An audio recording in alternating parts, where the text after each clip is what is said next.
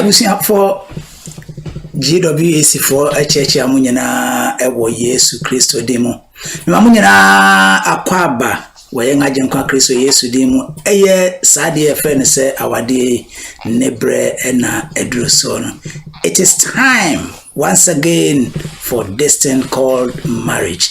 Ade your friend say awade hu nsem doso ebusia for ehiyama obia oba bema se obusia se obeti hu nsem esanse awade eye nipa ho ade uyi free nipa mu a enyeyi enti obia oba wo de ehu hia se obesua awade ho ensem abusia wo GWAC studios enenso yatoa wo fie ho wo TV no so anase wo telephone no eso so here wo Facebook anase YouTube anase WhatsApp baby awo he yefibia ye church amunyina ewo Yesu Kristo edimo abusia for ene adofonom enne sene awonim no da bia no eye mene osofo Lydia ena edi dwumaye enne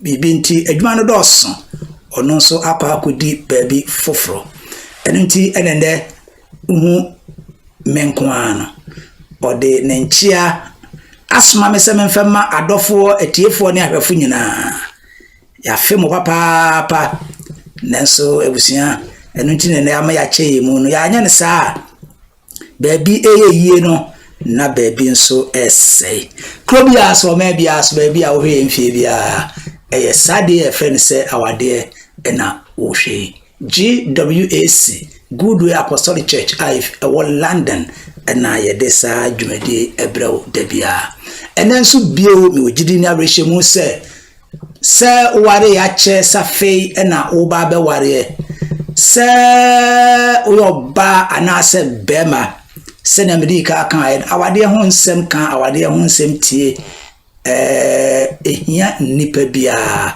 sanse ade ba ko awi free onipa abrabo mu a enyeye ene awade entis kawo daw kawo sorio na wutie na wusia sanse se awade ye yi a ne fie adwo empenemfo se asomrofi dwa na okraman na wanya baabi ada se awade ye yi a awfo da na omo ada na omo asomo ato omo awade ye yi a enkwada enije awade ye yi a emakro ye yi awade ye yi a edwuma ye yi awade ye yi a ema asori ekoso ema sofo asum eto womo enunti ena onyankopon adumara kwanti wapaye ne afato ye ho so se nipa dodo a onyame nam won so etu awade ho fo no yenso ode yen aka ho ebi mika bio se me cheche amunyina ewo Yesu Kristo demo da bia ye kwa asemo ya kachira mu se Yesu amma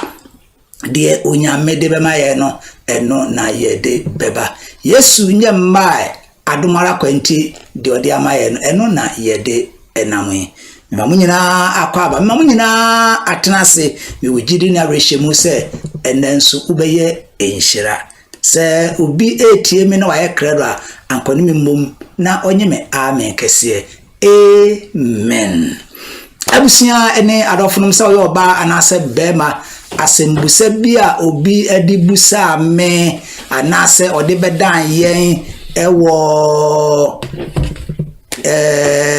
sade friend say awade asuyeye ye bobo no ano ena ye de ebremu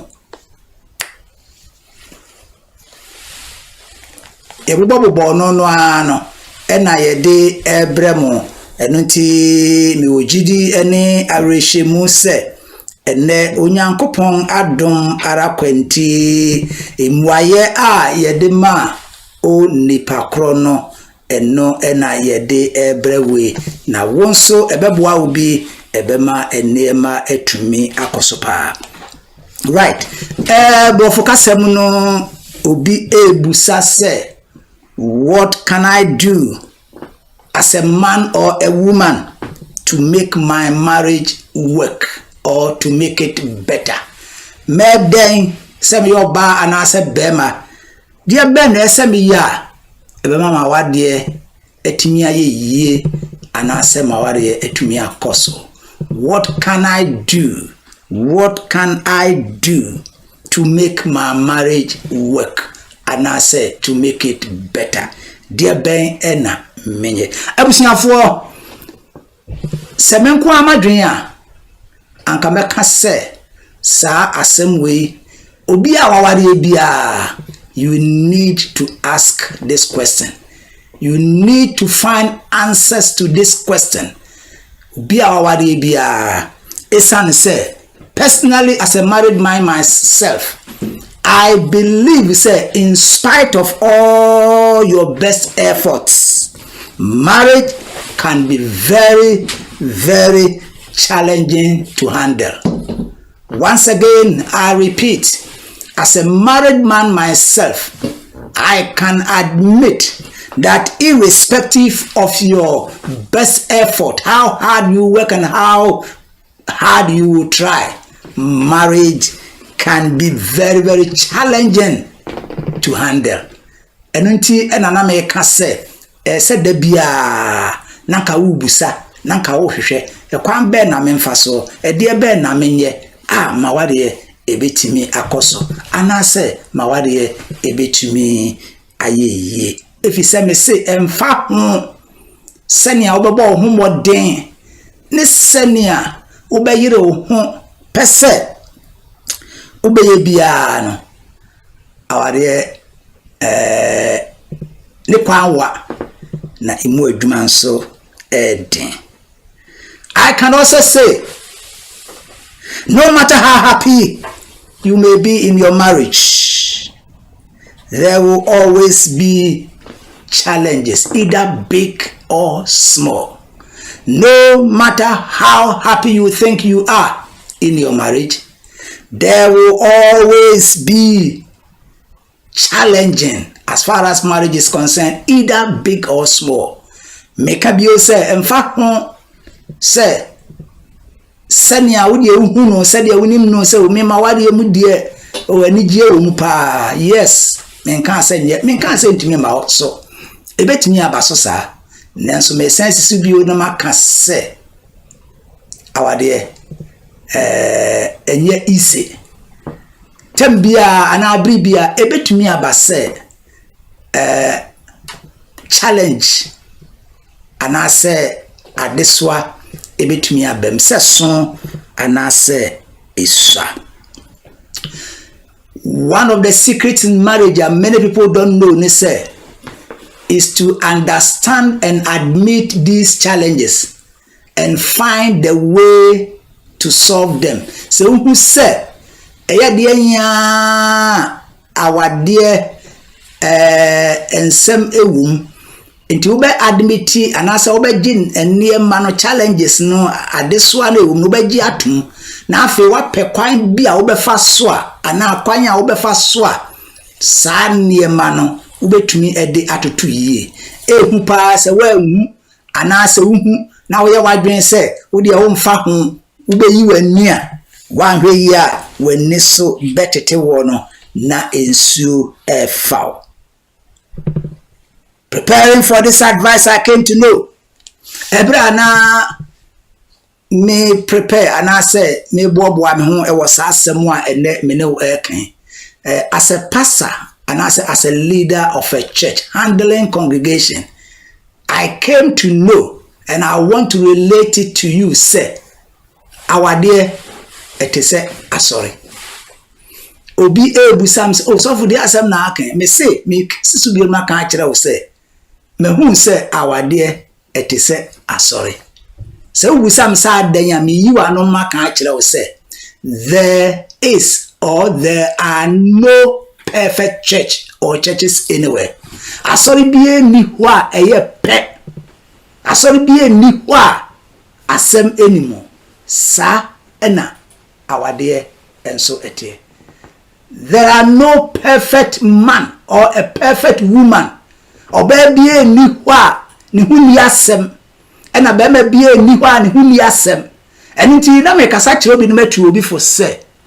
So why dwen ya say be man na wo ne tie no ba no ane ne tie no ewiase nyina ono wo nye eni nti wo be gya no na wakofa foforo sister wan hwe yi a de be to wo no mi hu ya nka nanso bia na utira nya yie enu sa won san wa kire no na de ogya no obi aba abefa ena me yire nye ena mi kunye o mejai o meko meyese there are no perfect men anywhere.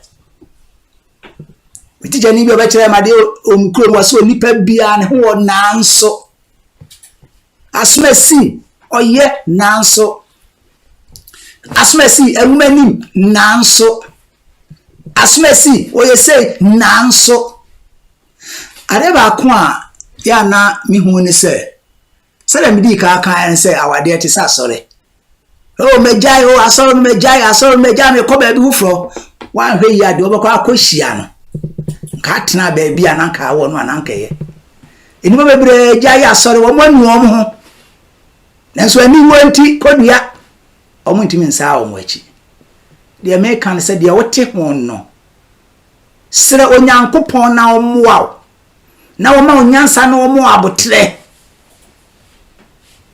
na pese ubetimi atoto niyema yi a ebeboa sanse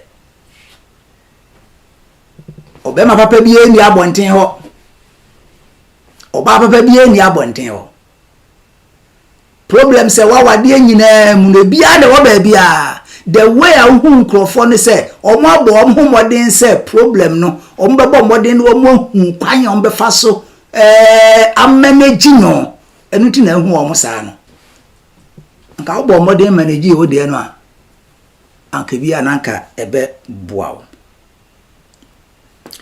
No matter how good your man or a woman may be, there will always be but. And send a medical kind will be saying, Minya day. What can I do to make my marriage work? Or to make my marriage better? Kwan ben ena memfaso obi asem nie opese na wade ye enunti ena obusa sa. Marriage takes hard work. Both parties have to commit to become better and grow together. Samo pese mu awade ye a ese nipa no mienu oba ne be ma no mugitum say you want things to work. Yes, way a problem. Nanso yesin ketia kan se ebe me na weke. Samo ye mo adwen sa, muka mo adwen bomu a nyame ka ho a ebe ye. Afei menhwe se ebi anenne esanse me ye be ma amenkwa na na mi di dwumadie ye me better half Mame me broni enka ho ntino bia na mankasa ankoma na obebre nanso no kwa me bom homoden emo me pese me kasa kire minuanom emema no empenimfo se de obidia ni kuro amana ye no se usua ebia na beboa ama wonso wo de atumi ayeye me dika makasa kire minuanom mema nyina se ubusa sa asem we bi anasa opesa oti sa asem we ni mu aya minim se dozen numerous uncountable but ni amensa so ena me pese me no e kasa fa ho se we be ma na se opesa wa wade ye yi a ni edika pa a me pese me no ka ho asem e ya dia to me personally as a man as I know ade ba kwa mema entam pe kura enene me no e ka ho asem me di tu mema efo nia edikan so person wa wade ye a you must accept influence from your wife and answer your partner. If you are a man and you are listening to the sound of my voice, and you want your marriage to work or to be better, one thing that you have to know, irrespective of how hard it is to accept influence from your wife.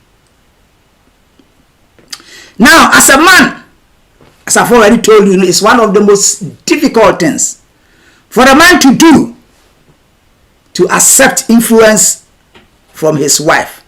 That is a man listening to his wife's advice and doing them. Me say adeɛ baako a ɛdin wɔ mɛma ho as a man myself. Sɛ me so me yɛ bɛma me ka sɛ ni sɛ bɛma ebetie ne yere asɛm. Ne yere ebenya kukuoduro etuofo aka kyɛn sɛ kwaku kwame. Saa deɛ we gyae. Saa deɛ we fato ha. Saa deɛ we yenye ni sei. Na bɛma bebrɛ ne ho ase. Ahyɛ ne yere ase. Na watie ne yere asem nye se otie ne keke na mu osan so ayo den ma mema pa bara me kasa kiro bi na metuo bi fo se onyankopon sofo onyankopon adwuma ye ni onyankopon nipa onam mesutu awade ehofo se bema se opese wawade ye yie asumdwe ba wade mu a menka se no nko enoka hu bi emu ba akone se tie weyire asem o tom se weyire ka asem afa enye wadwen se oye oba enunti nyansa eni nitirim bema otie ne yire asem bema obusa ne yire adwen akosia amaya sadie we wudwen ho sen me pese me kase me pese me ye we na wadwen ne sen so we be ma na wutumi yesa eboa ema waware yi. Most men do not know that one of the secrets that makes marriage work or marriage become better is to accept influence from your wife. And I'm going to tell you why. A husband's ability to be influenced by his wife rather than his wife accepting influence from her husband is key in marriage, because it is not a problem for a woman. Mommy can say se bema be bre ne ho ase na bema be tie ne yire asem ne yire futuo ne yire asem kan na wa fa no de aye adwuma ehu hia chen se oba etie ni ku asem no de aye adwuma obi ye mu ahye no bra bia wa mama no ansi a wonte de mpesam cheza. Women are naturally born to accept influence from their husband. So for a woman, it is not a problem. And your problem more bad. Since I'm your body and grandson were born natural. It is easy for a woman to listen and to heed to her husband's advice. Easy. We'll be saying, also for the Tawakunya Nakika de Yode. The menene tia say, who nyare, the ode yame. I don't doubt that. But the person children say, one of the ways are to silence your wife, to calm your wife down, is to let her know, say, you respect her. And as a result of your respect for her, you know, say, oka someone ufa. Make up you say oba ebre ne ho ase eka oba bia. As far as I know, the minim na meka opa jimechinye opa afa. And I know eso bi ko din say afase de che ba yere bia. Eso an de kwa ahemfie santin efie a obi fo a odniti to wo na bayire we ho bayire ho e na wo si afase e de che bayire bia ose anana me nko amanu a arrest case die asem no to atwa na me person chance say you can challenge me, you can think whatever you want to think, but me person me kire wo say bema utimi bre wo ho ase e de hye wo yiri ase wo ma wo yiri hu say wo respect no ka sem a wo fa enye din emma o yiri say ono ebetie wasem no afa, because that is their nature, that is what they were born for. And it's na member nyina member bia ubusa no awade mu asem o so ontu awade mu asem mufo when you bia nka nkyere wo kwa enye maamre o mu ase nche o mu kunu mu ase na be ma no na yire. It's natural. Etinya din ma o yire so obebre wo ho ase ne ho ase bia dia aye din ama no ne se umu no de obeka bia wo mfa awe ho sem ne se be ma be free ne yire nchen eni abontenfo akokasa akwaji afutuo ewo ni sister ho ne maame ho na danfo ho na ne yire nte. Do you expect a woman to accept your influence if you do this to her? She will not. The truth of the matter is, when a husband can do the same to his wife, this is when a partnership only occurs. Se bemet mi bre ne ho ase etie ne yira sem se ne oba bre ne ho ase tie ne kuna ahasei na afi na bia ko ye na sort sa man. This is when a true partnership occurs. Se me no mienu ebom ne ye dwuma we enimra we so na we ni foforo so, because we are partners working together. Emra edi we no edi obia ba we mra nye enko na we di enko ye nyina emra ba ko a edi obia edi ye nyina hasei ena ya na Matthew chapter 7 verse 12 asembia Yesu Kristo kan said de mo pese nipa nyema mo no mo so mo nyema omo sa aha ene ya na sa asem we ebe mo e ma bebra asoro as a result of omukunum na am omo asoro mema bebra asoro because of so omo yerenum am omo asoro. But then me emphasis kese pa me kasa kire me nuanum mema ana me yire nye to da bi wo kwa ya da wo na hwe wo ankasa de wo de ye no ansa ade a ya me nyoba.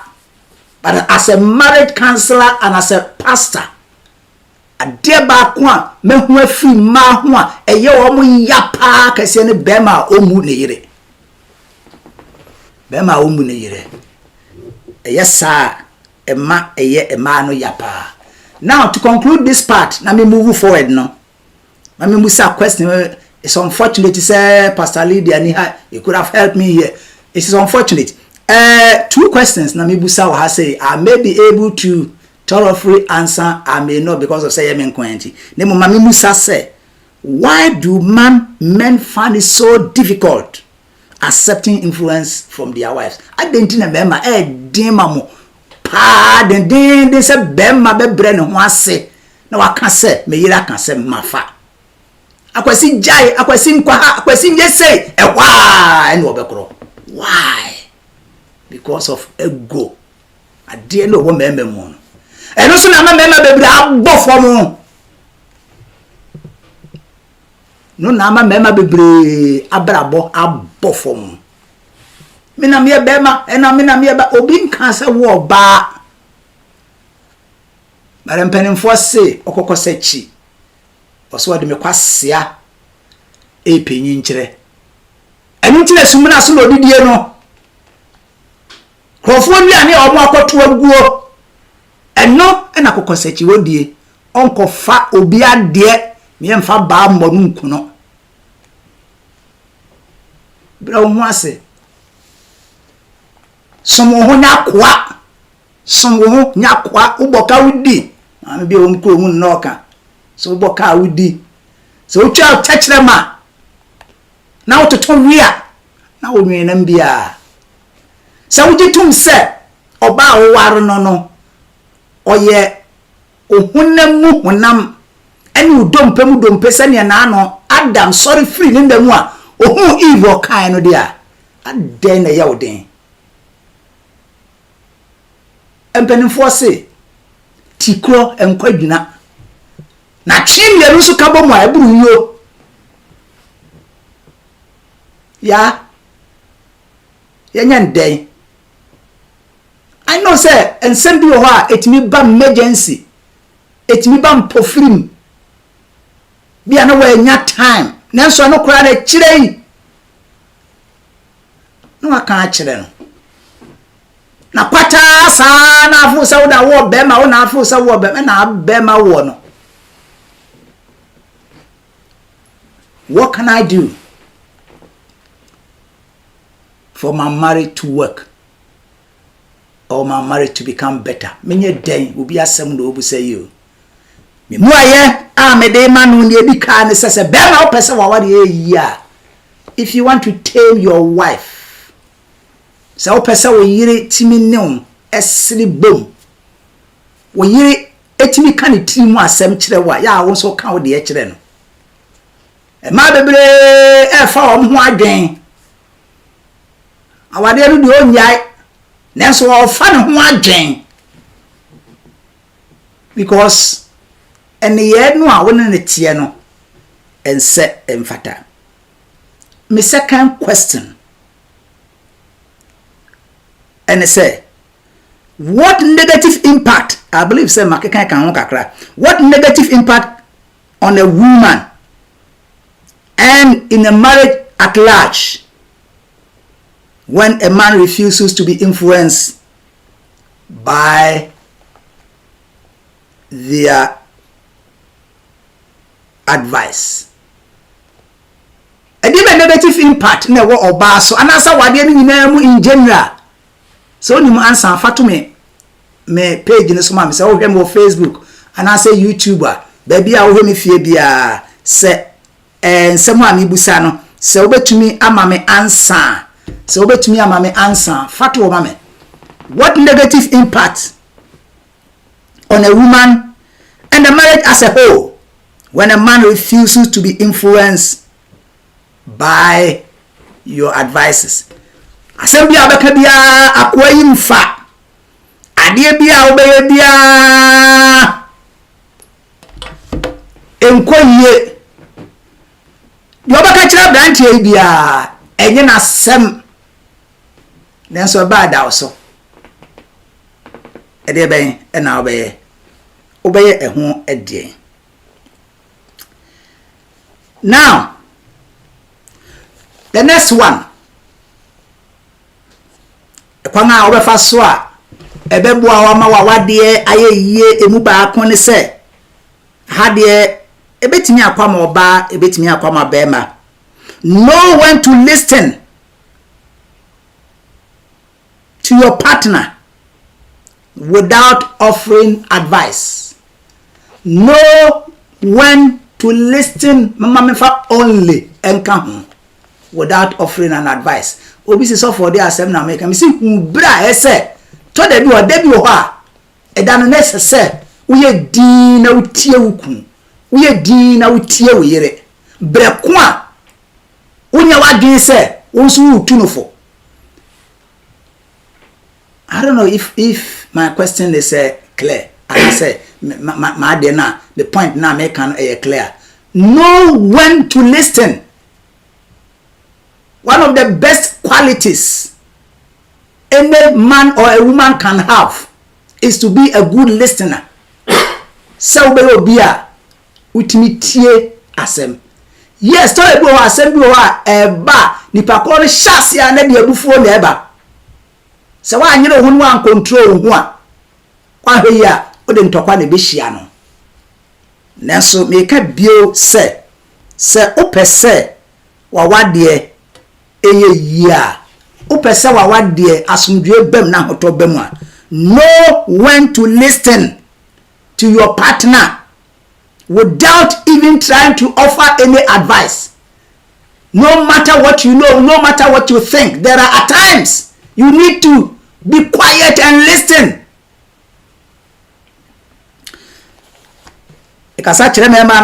Sometimes your wife just needs an outlet to spill out her frustrations of the day. Your wife, she is looking for an avenue, outlet to spill out her frustration. Ebi okwa adwuma ne edi akoye no ade bi a wakohu uku okwa adwuma ade bi edi akoye no ne obi akoye no ope baabi ahwiagu onya baabi. Where should he or she spill it out except you? I just say be a wonko a na wo kasa dodo onipa no yakodi dinatem obi akobu nanimu ase baabi wo na wo ni ku no ne yire ne wa ba no obeka kire obi na no a na so aso na no ma bre me home kwa no tum ma wade enye yi ma ba tiri mu nyane de ma ba tiri mu nyane de. Manakasa nchire me say when your wife is looking for an avenue to spill out her frustrations of the day, give her the avenue to spill it out. Manakasa, you must allow her to do so and never try to interrupt or offer any advice. It doesn't matter unyan sabe brebe woman or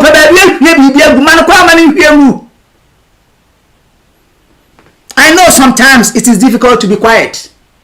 So let me but remember na money me nya dwen na mon ka say munim say mesre maka e ma kasa kakra e ma pe kasa enti say e be nu o kasa man kwa man kasa. Allow her to talk. Just listen to her. Never at a point of time when she gives you a signal, listen to me. Wakasa, maybe along the line, she may give you a sign. She needs your feedback. Respond joyfully. Emma ne hoye ye wa hini ebufu no ade ahye omu a ensam no a wo kan ebufu ade ahye omu nti afede wa wo sa fede ohia se uka bibi kire no na afede na so kro no akatum na ahwe nim se ya asenye nipa no na okasa no. That is wrong. It is it's a bad habit. A nipa bia betimi aye no awade mu a emwa awade. At any point, if your husband or your wife give you a signal, say, ohia or advice, and I say, be a summer when you can, ohia or inputter, can be no, feli years or catch no.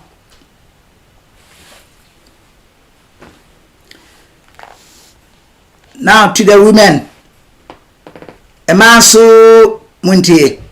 Since your husband loves you and wants you to feel better, he might give you a suggestion that can produce the opposite effect intended. Nyamfesa mi chire ne say oba tie ebia uma be ma no kwasa fe de won kasa no asem we be fi na nu aba no ebia na anya sisenia wo nka wo expect ye nanso me be say me ka kire say ofi odo a odo wo no frustrations na wo ka kire no ebi aka no no wo fi na kuma mu na waka na dwen de a kire enu nti wo nso se obie na no na wo kasa na se anko ne sani aka wo pe no kwa wo su nya botre na to bo ase na tie de ono nso pese wo ka no se wo yesa e de asumdwe e ma ware yeso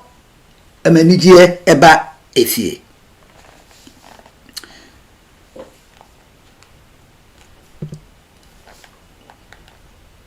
Meden ena mawade etumi ayeye de be ma wawade atumi aye yie en se wo be ma wo yire ka sam watie wo yire ka sam afa otufo afa e be boa de etoso ene se to de bi ho now yiri wuku eni be bi ahye no so akika nsam bi ahye wo hu niema bi oni ba bia kwakuagu se wonko awanim na so hyase na ohwiegu a nyabotrema no to bo ase na tie so tia o ma okwan se bremu a famigye kom na ka wadwen kire no wa ma okwan a ebi a da no hia futuo yedi that day might not be the day so to for that day no hia futuo o hia ba bi na ahwie ni kuma mu asem waguo so nya ba bi hwiegu ho wi a wawie etu aso kan say at a point of time na afa de hu say afa o hia wadwen o pese o ka bibi kire no afiri wodom na ka wadwen kire no bio mituma afo say ebia na sem a wuku ka kire wo no ebia na ni anka wo ka no ni awo pen we nya ne saa o so mfabufu nhia no na ono ofiri odom na dwene se de meka ma yire bo ato ne yamu ana se ebeboa ma problem no abeto no ebekofom e no kan no eno nti ya wo sunya abotrema no nea etoso bio ne se opese wawade eye yia. One of the ways to make your marriage work or become better is to be sympathetic.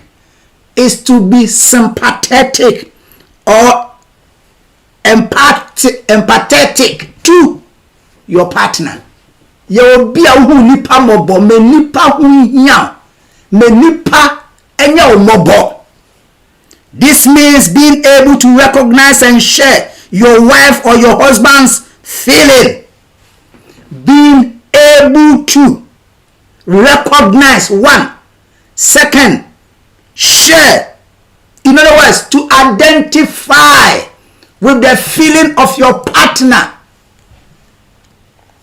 And maybe more ding. And maybe more ding. On foul hope. Said dear Ben, ye war. And you know some. We no be din no busa se. Enti se oni pansu timi ko ware ne tamfo. Be ma watame oba watame. Amene ne tia bibi ya me kura aso ohuni. So why wadwe se obe ware. So akofo bi baba. Akofo ware obi be ma be sympathetic to him or her. Don't forget, onipa no we jane na. We jane busuafo nyina ho. E no de ne ho abebo wo na mo aye honam baako. E se wo yi ni ma. Ehe na onko. Be sympathetic. This is very, very essential part of any healthy relationship and can help to keep every marriage strong. When the man is sympathetic to his wife, when the wife is sympathetic to her husband, it makes marriage strong. So no be ate na who say na sem hu hiawo wo obi a wo dwen ho wo yam hyehye wo ma no nipa ko nim sa wo dwen ho ono yiri tifie ono ku tifie what say ebi a yiri wo bedroom ebi a wo kitchen ana obi a wo we wa ha wa what pass noise bi aje kum unim so no yiri nkwan na ofie unim so no ku nkwan na ho so yiri so ate ahwe se bibi free so na abegbo no wantimi amusa kura say are you okay we all right ada bia be na aye wo mo wala si kwa so betumi ka akoba bia nipa ko na akohwe se bibi aye no ana ye nware sa wo ware a dwen wo yire ho ma wo yam anhyehyew ma wo yire ma wo yam anhyehyew ma wo kun. As I said earlier on, one of the ways that you demonstrate your sympathy to your wife, and say you identify yourself with her problem. So who said tell everyone wa asa oyire woni mu pai tell everyone o sorry waye di be me waye di sister ntwiti musa kwa sa de be na ada na de ana bi ofia adwuma bae wohwem ne ukuampa odimnika akwakohye empem akwakoda oban efia adwuma bae odimika akwakohye empem akwakoda wuntimi nkobusa no kura sa den waduane kakra obedie no ntino waduane kakra obedie no ntino so nipa no sede na eye no sede na eye no waduane nkoa pesemi nkuminya waduane a obedie nti obia ehun ehia. If you notice any change as a result of any circumstances, the best thing you can say is, what's wrong? Tell me about it. You've noticed a change in your wife, in your husband. Yes, we say, Ade wahima, ade na yawo. Uhumfa wana. Bibi enko yana. Kachire me ade. Sebetinya ya hu bibi a. Enkwanu ntumne enhwanu na wudi akwaniaba na edi akwaniaba because of some buy and one kitchen straight away. Anko ye waduane nti.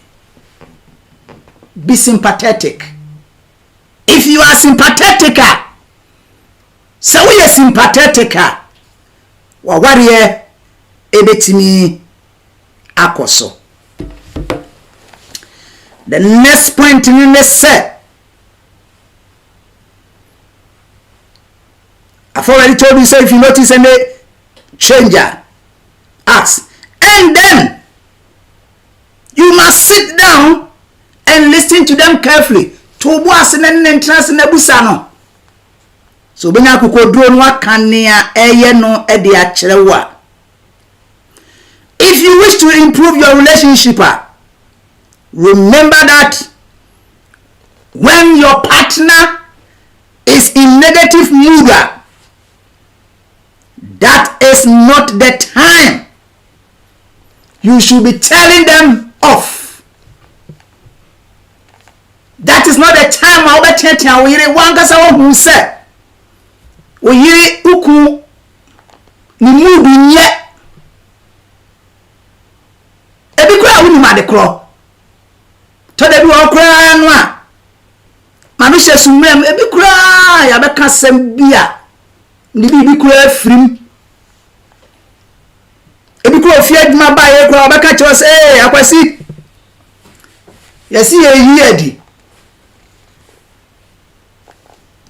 sawone no kasa. Never ever make this mistake in your marriage life. Sir, eda obehu sa wo yire ne wira ho. Eda obehu sa wo kun ne wira ho. Eda obehu sa wo kun ne ho akire no. Eda obehu sa wo yire ho akire no. That is not the day. Eda no mom na afei na wo ko ugina telephone so a woni obi be sire twi Wankasa unim sani anetia ne wira ho ohia awerechekire ohia asumdwe afe na wanya advantage edan no na se hwana ane ni gina telephone so se hwana ane ni gina telephone so afe na obesiri amani ane wira ho ne hu se wo sire. If you make that mistake, especially so the di oba ni wura fit da eno de akwasama ade bi wa odi di ku odi di yere a hweye na se wan hweye a so long as se mo mienu mo te sa warefo no empada me say eda obehu se oyire na ewira ho eda obehu se wuku ase niema nkoyie eda no se we sympathetic we obi a uhu nipa mo ba eda no wo so wani ye te se de yama no mrefom come to the level of that person where se o pese oni obi furu dua o pese oni obi furu bepo na se nipa kro no bia bibi na ha no bia ne na ye ne ya wonte apo na se o pese oni nyina akọ pepepa wo dimika kirikirikirikiri na ko gina so ha. That is not the way we do it. We sane ba bia nipa kro no wa be so ne nsa na ne yie na kakra mo pa akoduo wakwa akodu sro ho na egina sro na ateatea ha uni nante enu nante na de daada ade wo ye den so wo yes sir na o frefre twede na o frefre ebo baby amebre ehu hia me ye pa and there because of seven kwana me namunti me de just 1 hour and the next 15 minutes me de enedmadi ni ba awie na mum se mema etie me la isu se mo ante hwe kura point we muntie ni ye pa so we bema na se o pese wa wade ye yia.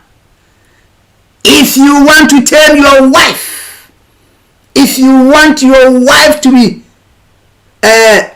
subjective and supportive to you as far as your marriage is concerned, be a man of financially responsible.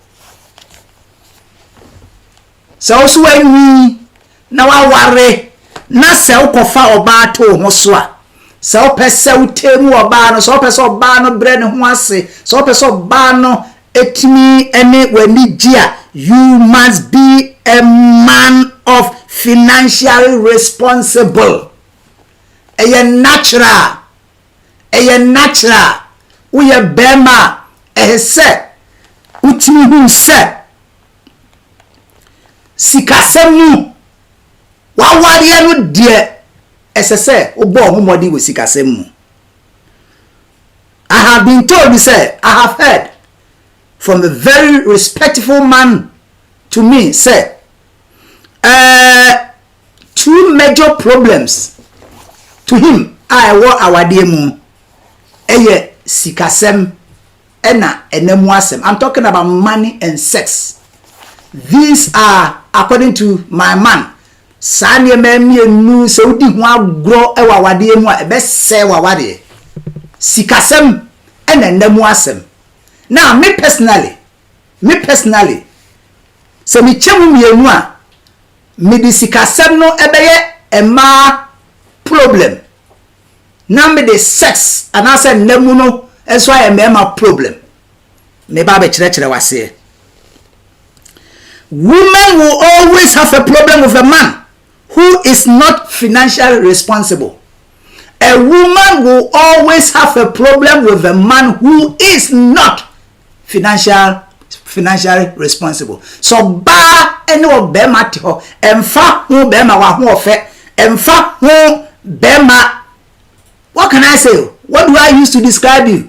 Na se wonye financially responsible a reduce oba respect for you.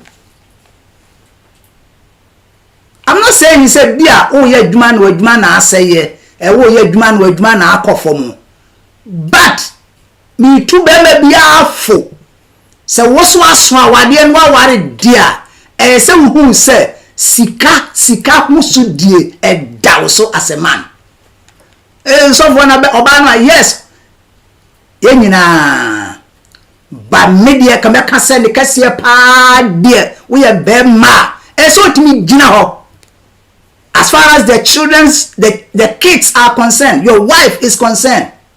Yes, the woman will play a part, but the greater part of this financial responsibility must come from you, the man. Thank God for a man onyankopon adomara kwenti bia na ne ngumani ni suku kro na djuma bia no gia katua chen wo be man. That's fine. But at least bo humode ma yiri hu say At least senka make plan and can do so and can do this. Can make ye kesi a chense.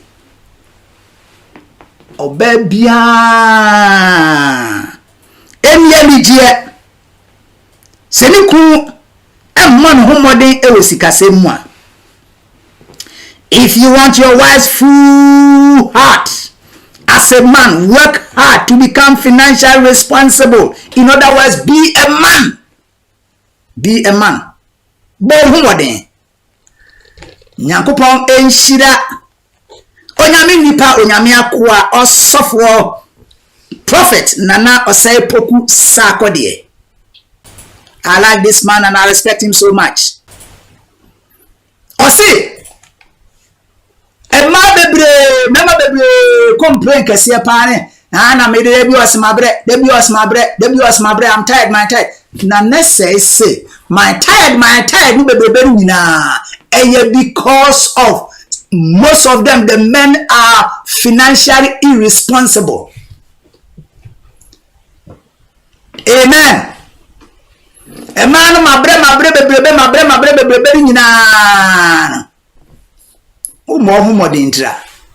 because bibia be do oba no so enu ankwan na me tie no all night na oka no do obi example also pa me nipa kron but obo ne na so mba no bidi oka che nipa kron say opa hwa take it na fa wo yere ko aha fa no ko to hotel kakraka we na ye nse na pese se wo approach no obeka se wa bra. So buy any year, so buy who say me ku you financially responsible. Na say me ku me provide ni ese o provide bia. It's hard for the woman to say mabre. Don't get me wrong. Enga say so for way they are getting it wrong. Yes, I know so at times they are genuinely. But I'm telling you, when a man is able to satisfy his wife properly, so bema oba ebusa tembia na se ni kutumi provide enkwade say ya woman also onya respect any sympathetic feeling e de maniku won't na fie emfa won sen show dem rifem mo ba besia onu wada ne bema no ofa ha na dua na jonso a won san ko bokokoko ye miew right. Also, me can say, sika side no, enko a man problem. As a man myself, also, I can admit to say, a man so majority, man so muntie, man so majority, almost problem, ena emuasem. Oba atembia, odine ho e kameni kuma can say. Also, almost every man will always have a problem with a woman who does not adequately satisfy him with sex. It doesn't matter. Unquine dead. Nanu be a jet say for nantwie na chacha. Nantwie adie na gutu le chika krakata nteno. Minimo say boy say no first ye nkwana be no say no dey corn beef. Fanentia chacha ye duane ma ba mani so do ho kame no a wa duane no enkosi ku bomoden na hye no nso bomoden se obe fidi ku bra wo ye wonkwan de no na wo mpaso nso eko pepepe na sentem me ba bi ka we ho sem bi kire me ne ba bi ka awade ho nsem say ya as a marriage counselor. Bema no catch daddy, do you know? And I'm saying, tell me, I want to know. I said, daddy, do you know, say, and Bema baby emotionally, they have been abused by their wives. Just as a man can abuse a woman emotionally, no. Samson, a man who is so emotional, they are abusing their husbands. Attempted DNA near be out the yamukunumu.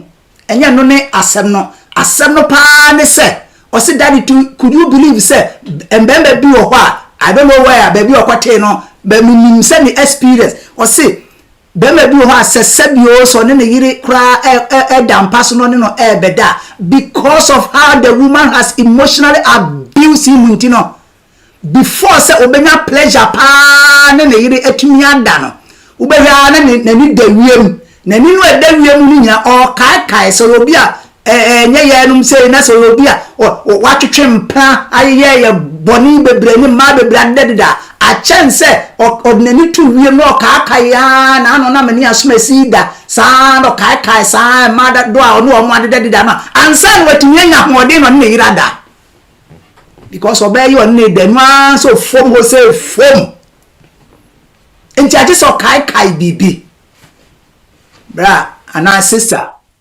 if you are emotionally abusing your husband, and before your husband will have a pleasure to have sex with you, na chance or kai ne past experience be say ya we Jesus abema we no betimi atena wasum dream we Jesus abema we so we ho a betimi aka bibia ma awira cheche because onu ni tirimu adwe bibi woni tirimu. So person who is financially responsible, also you're sexually responsible. And then for say, so we jaria, o person jari on semi fenya, or support jari benkuma, or support is any fem. So we be jari ni fenya, or support no yedishe benkumu. We all have part to play. Oba e woni fan ese wo ye.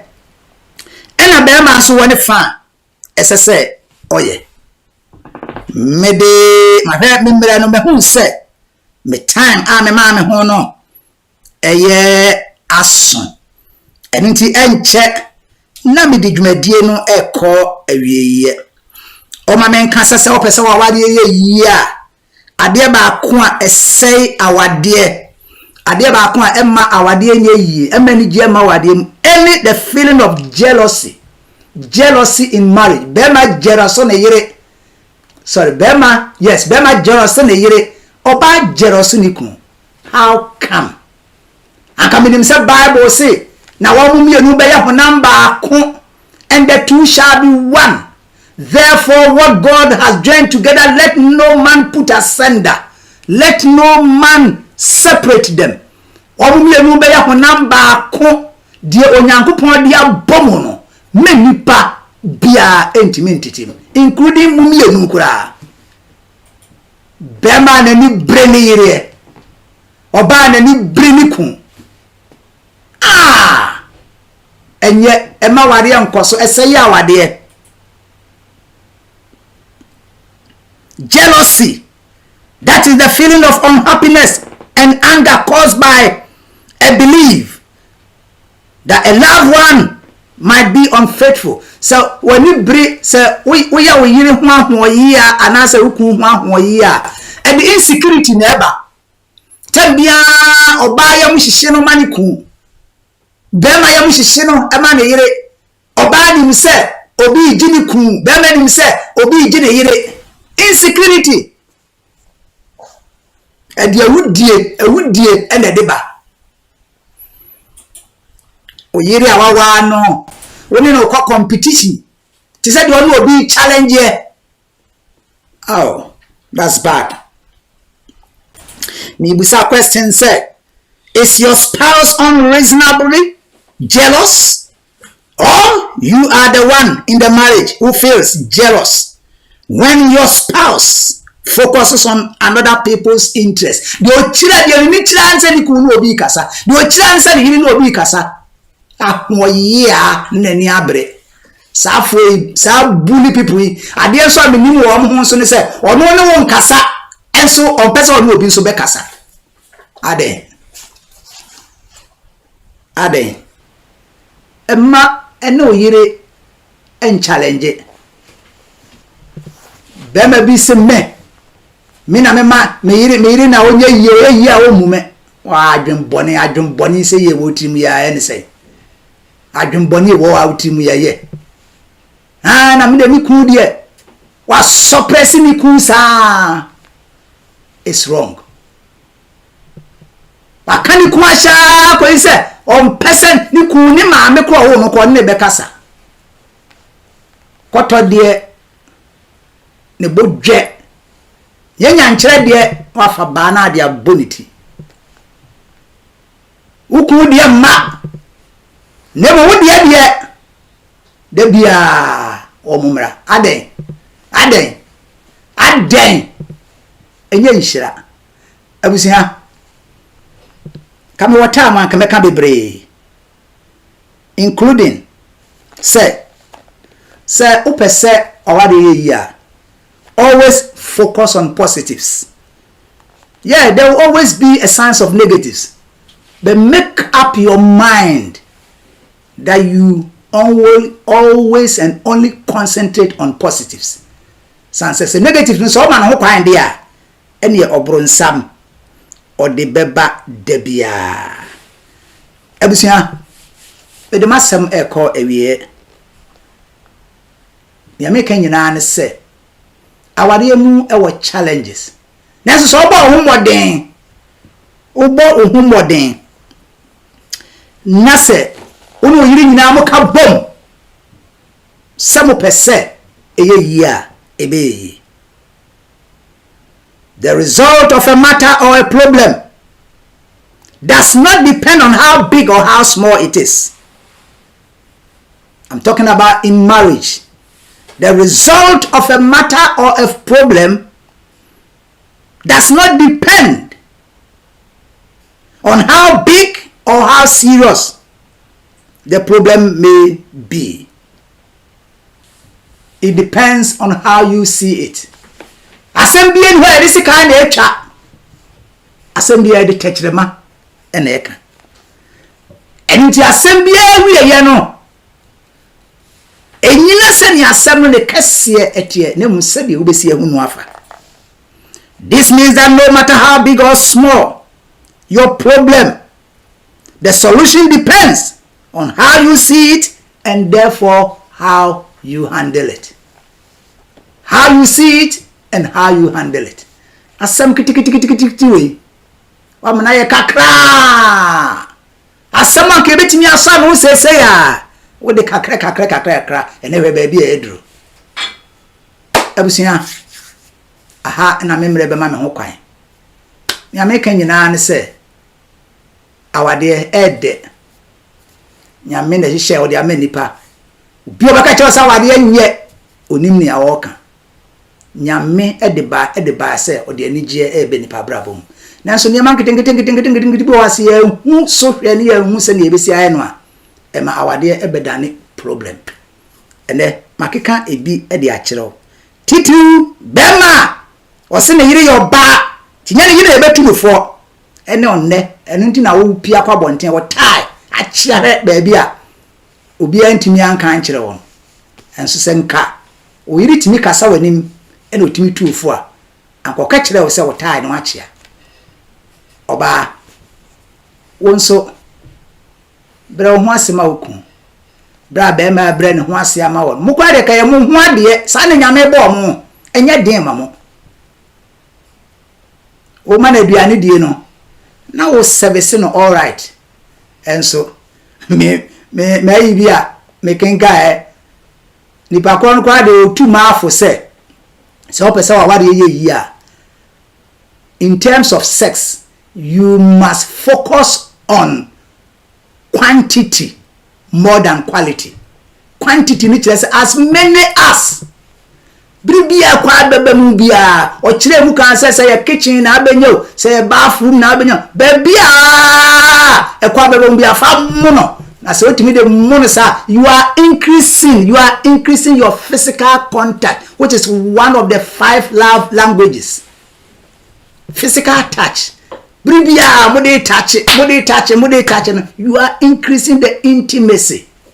The asumdwe ba bema bia ya feeding in 10 times a uhia na bonten ya hwenanim ni ba bebre ho ba hia no na nim esise kan ya buleti modern anadwono ne ma ankoyie abusia edi adwen de che be hwe asufra ewrade mfa yensi ha asem a wate fa komo bi no bi mfa komo bi ama ye nyina yetimi ahwe ama eniema akos pepe edi asumdwei bebre ebi beka ye ma enyina ene yebusiafo nyina onyame nhira mu nyina ewo Yesu Kristo demu amen.